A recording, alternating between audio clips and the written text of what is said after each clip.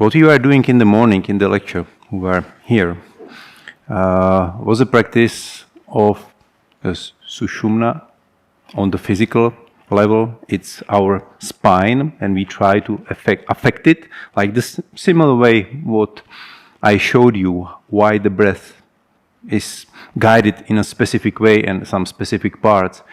And there is always the physical part of it, and then there is the mental part of it. And when you try to imagine where your spine actually is, and then you can imagine that there is kind of energetical pathway that you can get through it.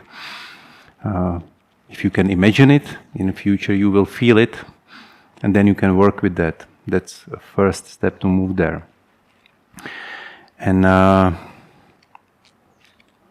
one small thing I wanted to share with you. There are two possible ways how to gain a knowledge, how to gain a wisdom. One is to study, to learn scriptures and to learn in the school, try to study through the original texts, which were created in expanded states of consciousness. This is a traditional way of yoga study, and it's Bible, it could be Upanishads, just the texts that are really written with the people who were enlightened before you, and it also affects you. And this is a normal way how we gain the knowledge. There is another possibility how you gain the knowledge, that's the expanded state of consciousness. It's not through your mind, it's not through your brain, but you can directly perceive it. And that's the state of samadhi. That's what we try to achieve in yoga, especially in the meditation techniques, that you focus on something. It could be a question, it could be something physical, it could be anything, where you focus your mind. And if you get deep enough, you will get into an expanded state of consciousness, and you will become one with that object of your meditation. And from inside, you will understand it. You will gain the knowledge. That's why people can learn a language without ever speaking the language, because they can get it somehow from the universal consciousness or unconsciousness.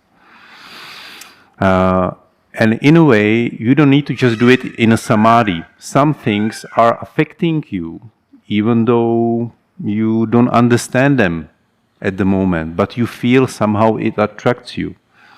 It's, for instance, like a poem. Someone like poems, like Sufi masters. That there are some nice poems, and you feel it. You don't need to understand it really from your mind, from your brain, but just let it affect you from your heart, not from your brain. That's important. Heart, not the brain all the time. We need both to be able to navigate through this life anyway, but yeah, open the heart a little bit more. And I will read you just a few poems from Khalil Gibran, who is enlightened master, but from a Sufi tradition. It's not yoga, it's Sufism, but there are many. There are Christianity and Catholic masters like Meister Eckhart and others. So try to close your eyes for a while. Try to feel your breath. Try to open yourself. Without judging, without thinking about it, analyzing it. Just try to perceive it.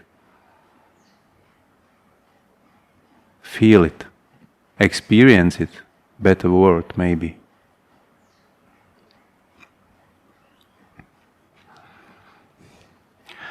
You talk when you cease to be at peace with your thoughts.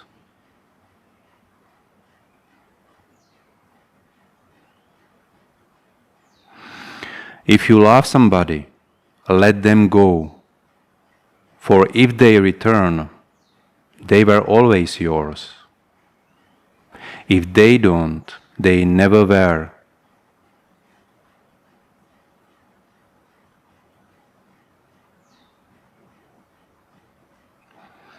Out of suffering have emerged the strongest souls.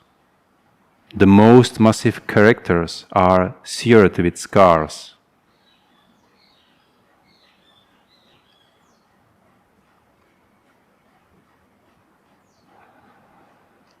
Beauty is not in the face. Beauty is a light in the heart.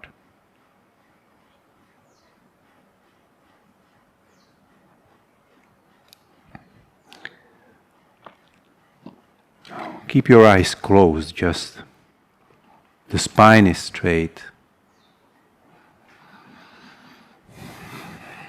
And try to remind yourself again that the energy, especially in the central pathway, the Sushumna, is very important.